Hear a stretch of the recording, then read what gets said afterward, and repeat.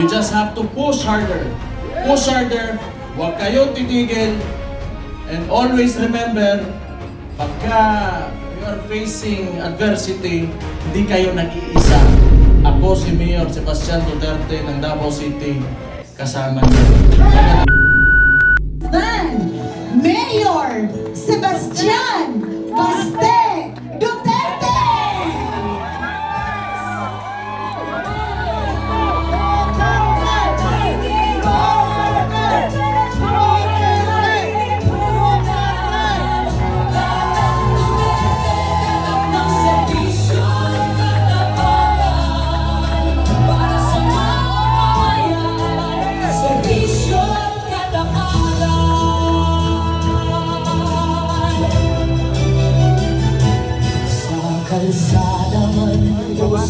Magandang. Akala ko tatapusin pa yung kanta eh. I love you, Mayor! Sige, upo lang ngayon. Relax lang.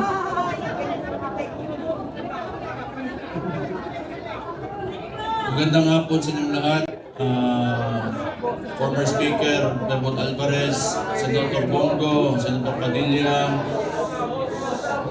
Mike Defensor, Chairman Alcusi, Congressman Leandro Libiste, Attorney Jimmy Bondok, Attorney Vic Rodriguez, Attorney Jamie Hinlo, Attorney Topacio, Philip Salvador, Idol, and my idol, Harold Respiso. Tony Lambino, General Esperon, good to see you, sir. And yung mga hindi ko nabanggit, sa susunod na pagkikita natin. Baka nagtataka kayo, nung tumahimik ako eh. Tumahimik ako pagkatapos ng midterm elections. Kasi, wala, talo si Marcos sa Davao eh. Nagpahinga lang ako. Kailangan ko magpahinga kasi 2 taon kaming binanatan doon sa Davao. Yung ginawa ni Bangag, yung alam niyo na yung ayuda, yun naman yung paraan nila. That was a form of indirect vote buying prior to the campaign period. Yun talaga yun. Yung ginamit niya, so sinabi ko naman sa mga taga Davao, tanggapin nyo lang. Total, buwis nyo man yan. Yung nagsikap dyan, para may pera yung gobyerno, pera nyo rin yung kinukuha nyo. Hindi yan galing sa kanya. Pero yung mga taga-Davao matatalino na, they are intelligent voters. Akala kasi, yung claim ng mga kalaban, na kami mga Duterte daw, mga authoritarian, yun, mga tay-tao, kaya takot lahat. 2 million, matatakot namin yun. Di bukas, patay na kami. Kung takutin namin 2 million na yan. It is a very highly democratic city, actually. Pagka pumunta kayo, that is why, awa ng Diyos, pasalamat ako, sa Davao ako naging mayor kasi ang mga tao dyan, alam nila anong gagawin nila at mahal nila yung lugar nila. Kaya kahit pinahihirapan kami, kailangan politika, tapos Marcos lang. Alam naman natin sa tatay pa lang yan. Kawatan na!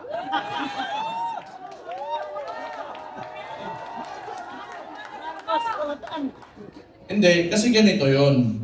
Nung nagsimula yung kampanya noong 2022, kasama na yung kapatid ko, the Vice President. Siyempre, inisip ko rin, siguro, itong tao na to, gusto maging presidente, he will redeem the Marcos family name. So, hindi ko naman talaga inisip, may ganun din pala yung tao na yan. Siguro nasa isip niya ko, sira na yung pangalan namin, sirain ko na lang lalo. Wala naman akong politika lang to. Kung bahala sila, magalit sila sa akin. Si Auntie Claire, tanawa. Pagkatapos ito, Auntie Claire, si Mayor Baste,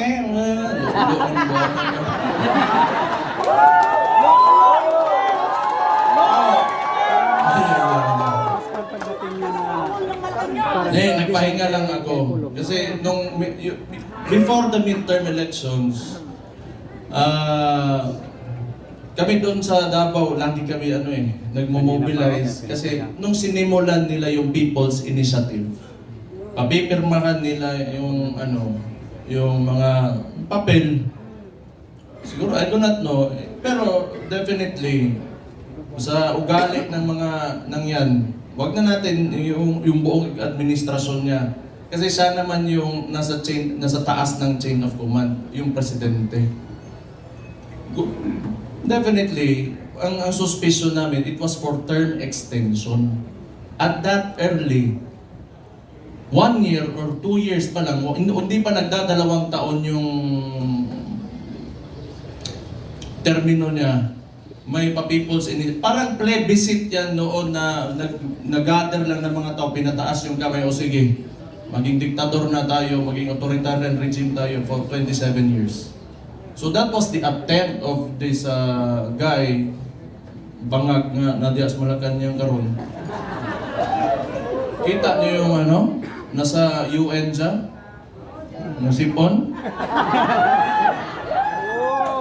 May chat GPT na ngayon. Hindi ko naman sinasabi kasi makukulong ako, tapos kakasuhan ako. Pero tingnan na lang, what are the causes of cocaine? Tingnan yung chat GPT. How it will affect your nasal cavity. May cellphone na kayo lahat. Wala. Swindler. He is a swindler. Yung ginawa sa atin, kaya nga naniniwala tayo, kasi akala natin itutuloy niya. Ganito lang naman tayo, kaya nandito tayo lahat ngayon. Kayo, marami tayong parallel groups. Nilapitan ako ni Sir Mike Defensor, pati ni Speaker Bebot. Na nakita ko sila pagdating nila doon sa bahay ko. Kung patay problema na po niya. Then nagpahinga lang ako kasi grabe yung Pero ang akala nila, tumigil na tayo. Hindi pa tayo tumigil.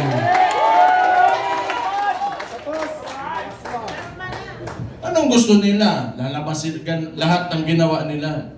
Tingnan mo katangahan nito ni Bangag. Siya nagbukas ng usapin ng flood control na may mga ghost project. Kaya ako tumahimik talaga. Kasi hinayaan ko na mag-self-destruct yung gago na yan.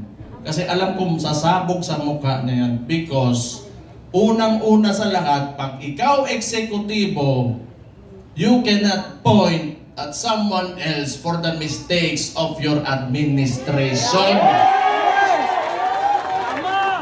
Responsibilidad mo yan, ibig sabihin, either hindi ka nag-iisip o kulang ka sa pag-isip o hindi mo talaga gusto yung trabaho mo.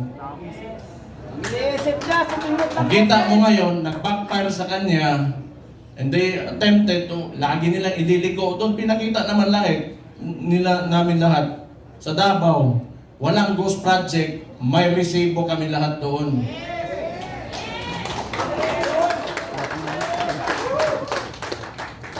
Tingnan nyo, anong resulta ng ginawa nila? Kasi tinawag na natin yan, yung 2024 is the most corrupt budget, or the 2025, yung sinabi ni Sid Ungab nung panahon.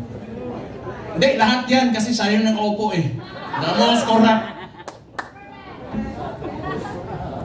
Bakit di sila makakilos ngayon na tumaas yung presyo ng langis? Walang pera. Bakit hindi nila kaya babaan yung VAT, yung panawagan ni Leandro Libiste? Hindi nila kaya kasi wala lang sila nanakawin pa. Walang pera. 2 billion. Walang malita doon! Alam nyo, hindi naman talaga perfecto kahit saan ka pumunta sa buong mundo. May mga lobbyists, the congressmen and the senators, dadaan talaga yung pera dyan because that's the power of the purse, lobbying and all of that.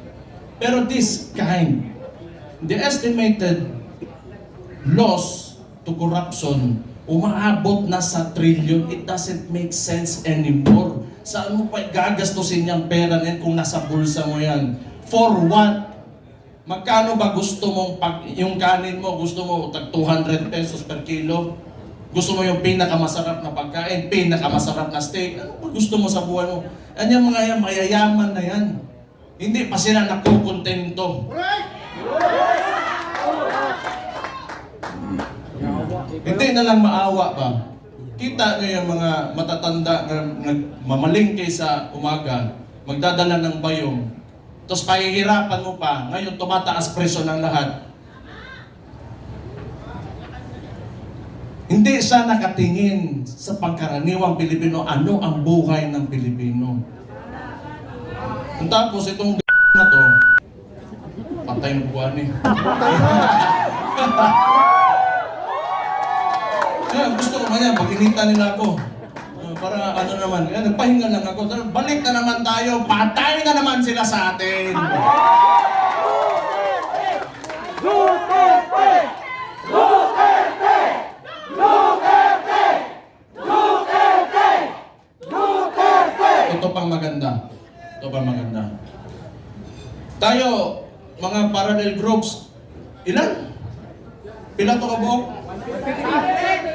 600 parallel groups.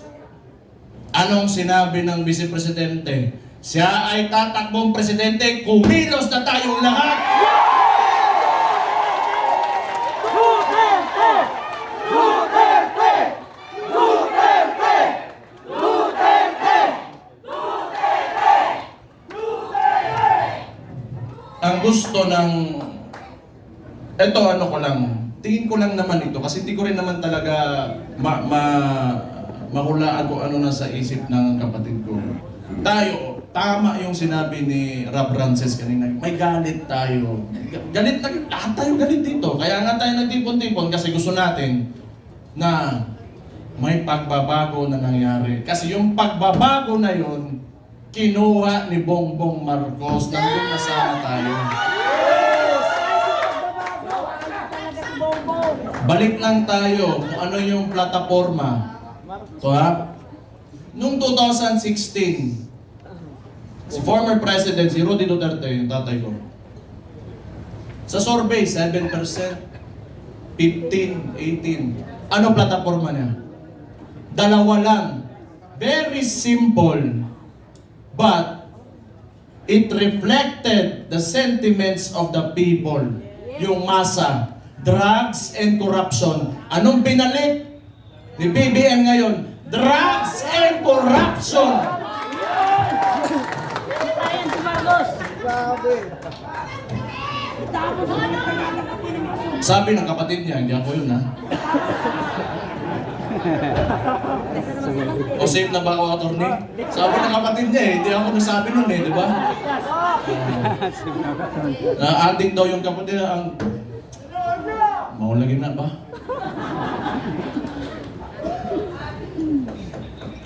Hindi, tama naman yun. Kailangan optimistic tayo. Kailangan well-organized tayo, andito tayo lahat. At mahalaga sa lahat, unified tayo.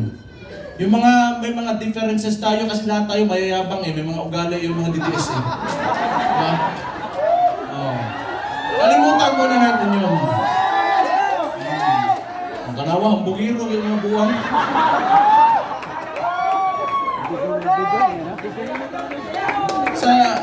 Sa ngayon, kailangan organisado tayo. Kailangan kalimutan muna natin yung mga differences natin. Magkaisa tayo. At since nagdeklara na natatakbo yung principal natin, who is the Vice President, Sara Duterte, magsimula na tayong kumilos.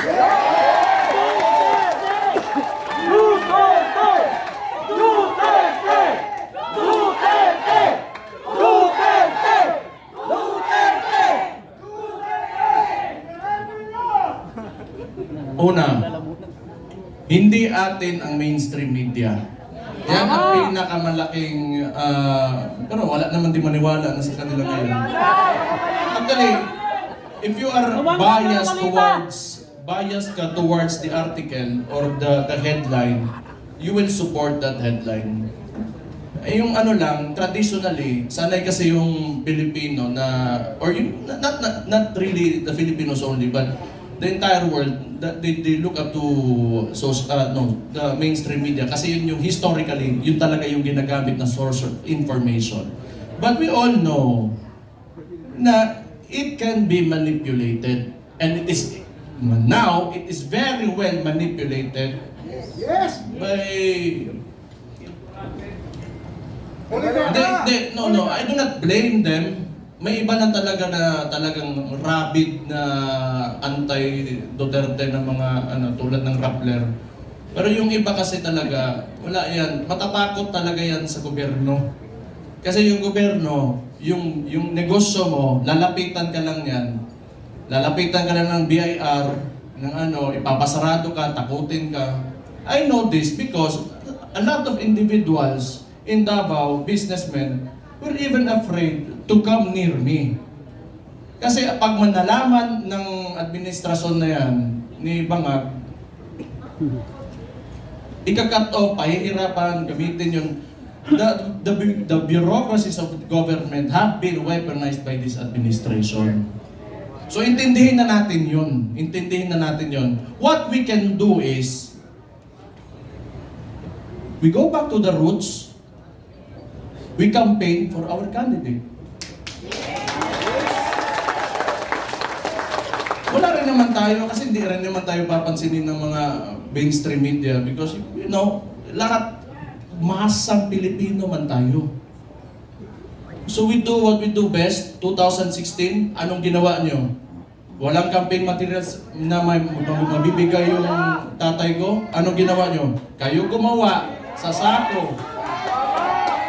Then this will be 2016 all over again. Let's reclaim the country and give it back to the people.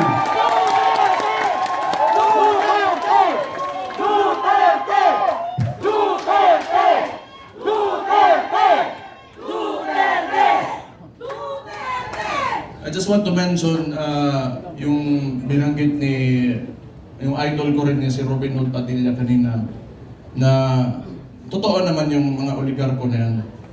They are in control. Walang nawawalang oligarko sa buong mundo. Lahat ng nations in the entire world have oligarchs.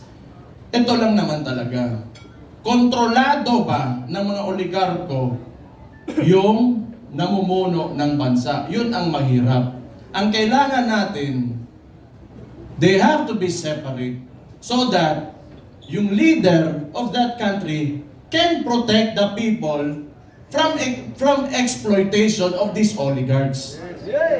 Kaya hanggang ngayon ayaw pa rin nila sa amin dahil binangga yan, walang iba kundi si Rudy Duterte lang.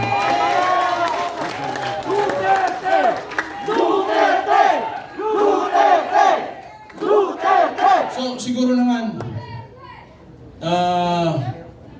yan, nag-declare na yung kapatid ko and we're going into the 2028 elections. Pakiusap ko lang sa mga oligarko, may mga mayayaman, malalaking negosyante talaga that have command of the economy. Maawa naman kayo sa mga tao. Maawa naman kayo sa mga tao. Give this country a chance na sumarap din ang buhay ng yung mga naglalakad lang sa daan na walang mga sasakyan.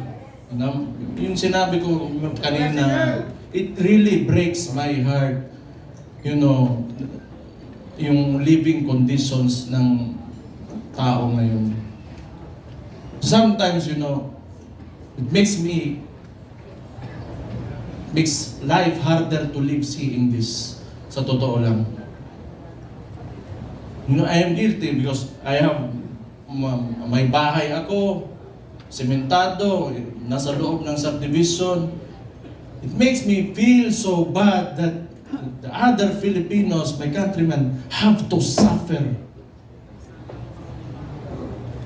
Kaya naman tayo nandito Alam ko, mahal niyo yung tatay ko dahil alam niyo na talagang minahal at mahal niya yung bansang Pilipinas.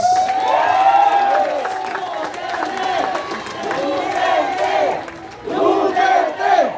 Duterte! We have to, turn this around. We have to make this country turn around. Hindi pwedeng ganito. Andun na tayo. Alam ko, kahit yung tatay ko nasa Netherlands, binigay sa mga dayuhan. Alam ko, nandito pa rin kayo kasi naniniwala kayo, pinakita ni Rodi Duterte na kaya pala natin angatin natin ang ating bansa. You know what? Kayo lahat mga Pilipino, do not settle for this. You deserve better. You deserve better. Sinasabi ko sa inyo, you deserve better. Kaya, be optimistic, maniwala kayo na we can take our country to greater heights. Sinasabi ko sa inyo, alam nyo na eh. Kaya nga nandito kayo, naniniwala kayo. Just hold on to it. And someday, awa ng Diyos, talagang may Diyos talaga. And may hustisya talaga. Makakamit natin ang Pilipinas natin na pinapanaginip natin.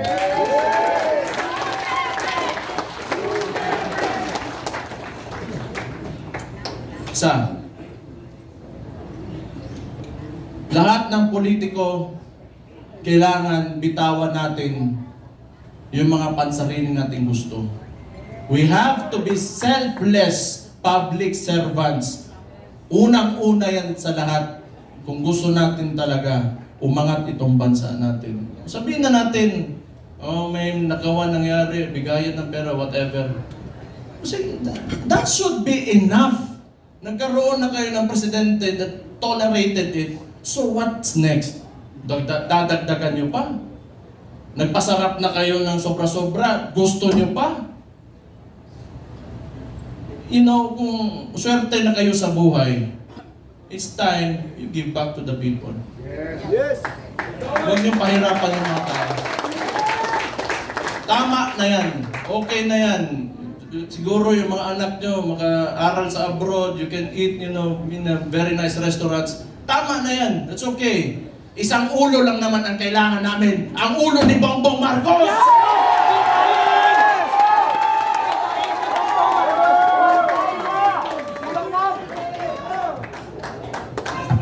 Nagluluksa na ang Malacanang! Kaya, this coalition, if you cannot approach me, you approach Mike Defensor, you approach Bebot Alvarez, you, the congressman, I'm talking to you, if you want to defect, talikuran nyo na yan because alam nyo, kayo, mga politiko, nakatira kayo sa Pilipinas, huwag nyo sirain ang bahay nyo.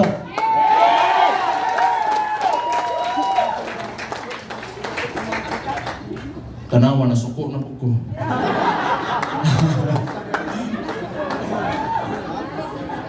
Pero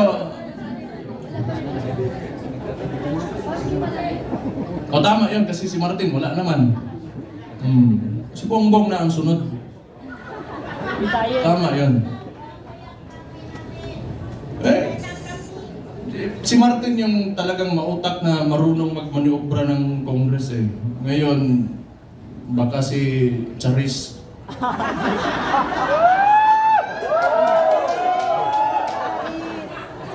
Sino yun? Kilala niyo? Charis.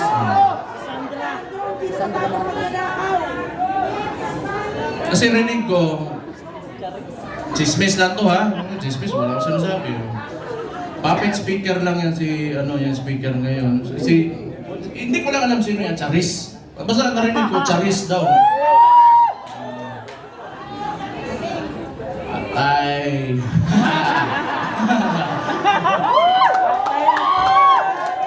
Hala ko niya. Basta ako, nagsalita na ako. Yun yung nasa puso ko, yun yung nasa isipan ko.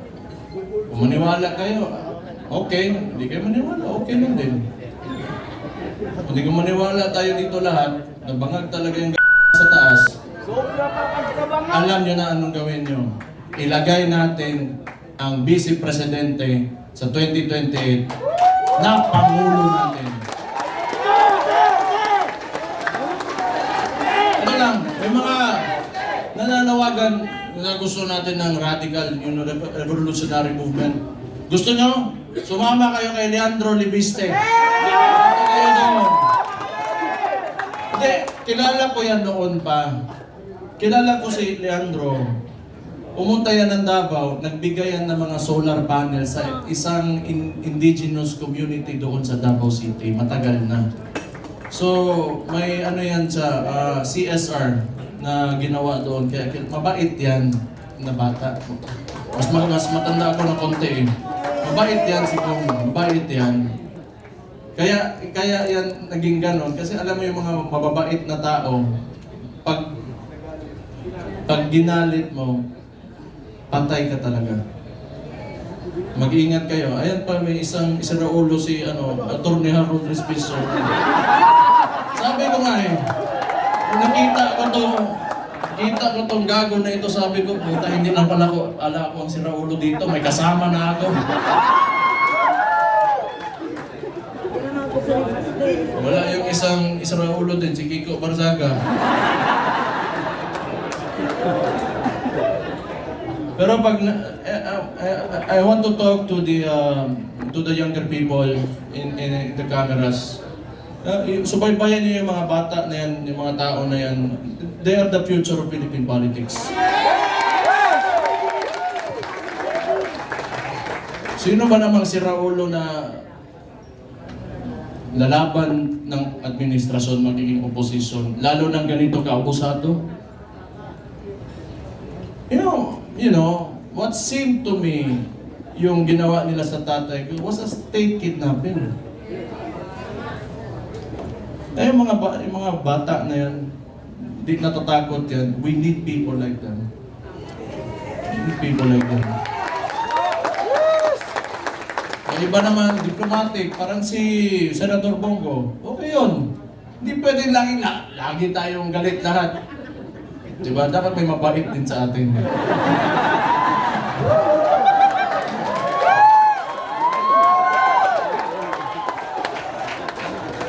Hindi, good-natured na tao si Senator Bongo.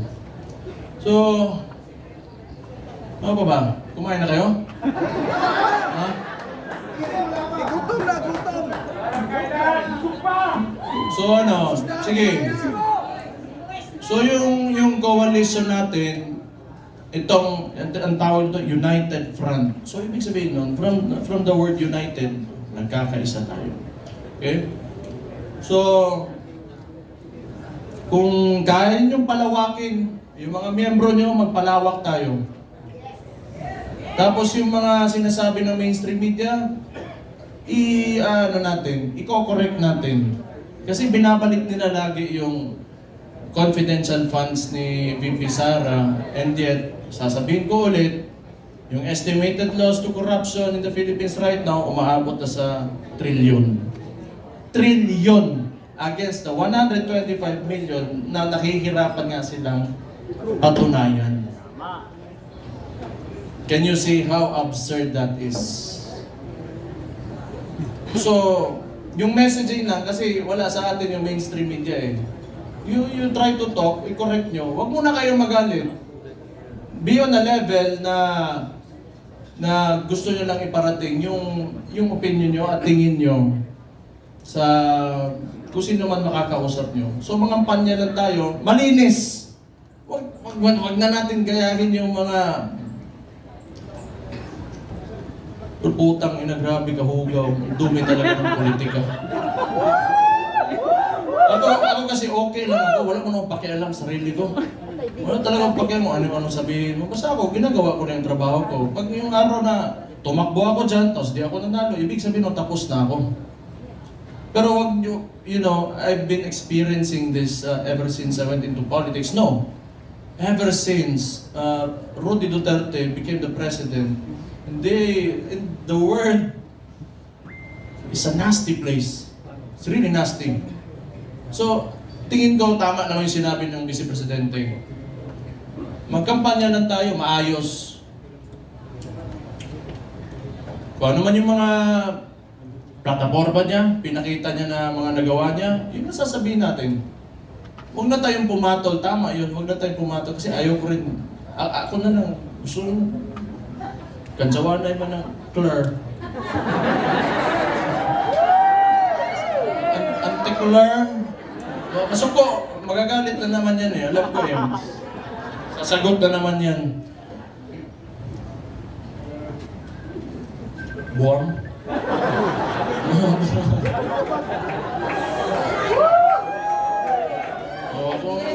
Kung baliw sila, baliw din ako. Ganun lang naman. Pero alam mo, yung observation ko lang, this is only my observation. Mahirap yung mga tao nakaupo sa, in a seat of power, tapos ganun yung ugali, na mahilig, manggipit at mga abuso ng mga maliliit na tao. Patay tayo dyan. Mahirap yan. Kaya ako rin, gusto ko yung nilalabanan ko, malaki rin naman. Para kung makukulungan ako, matatanggal ako sa pagka-mayor ngayon, o mamamatay man ako, at least worthwhile yung ginawa ko at para sa samang ang Pilipino. They only pick on people na kaya nila eh. They only pick on people na kaya nila. Pero, hindi nila kaya ang masang Pilipino. Dati natural, hindi nila kaya. Bukas na ang mga isipan at mga mata ng Pilipino ngayon. Bakit isa lang nagsasabi na tama? Kayo hindi mo alam?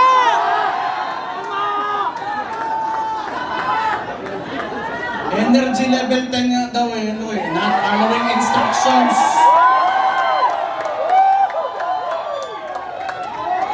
Duterte! Duterte!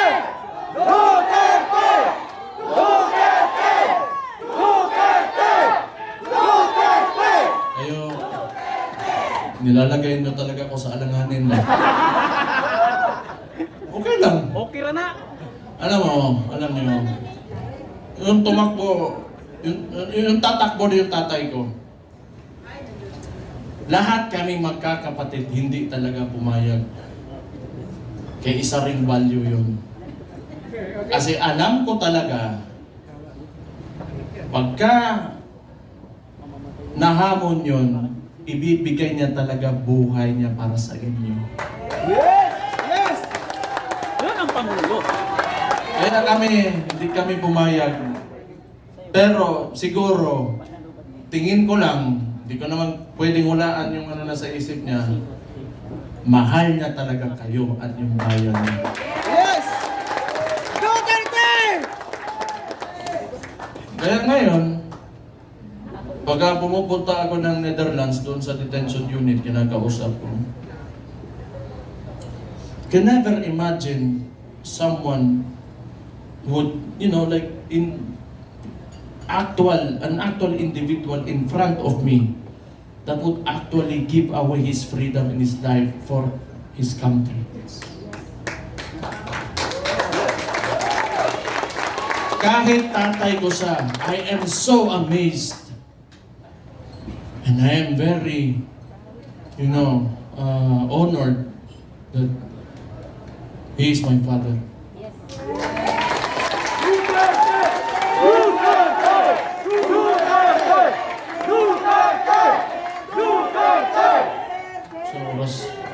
Sa oras ba yun? Basta oras pa! Duterte! Sosok Bisaya! Basta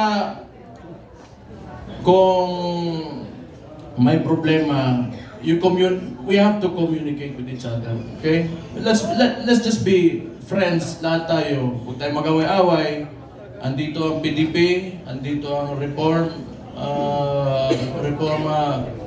PH, and Reforma, andito ang Maisog, and hindi ko na mababanggit yung lahat ng parallel groups, Reforma Pilipinas.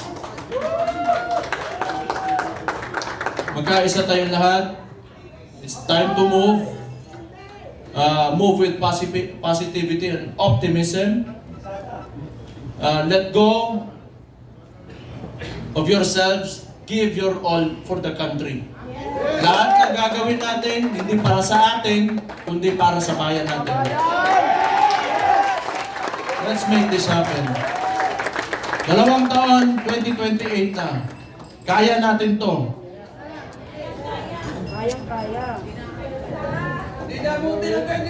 The surveys Dapat itong taon na lang. are telling. The surveys are telling. So we just have to push harder. Push harder. Huwag kayong titigil. And always remember, pagka you are facing adversity, hindi kayo nag-iisa.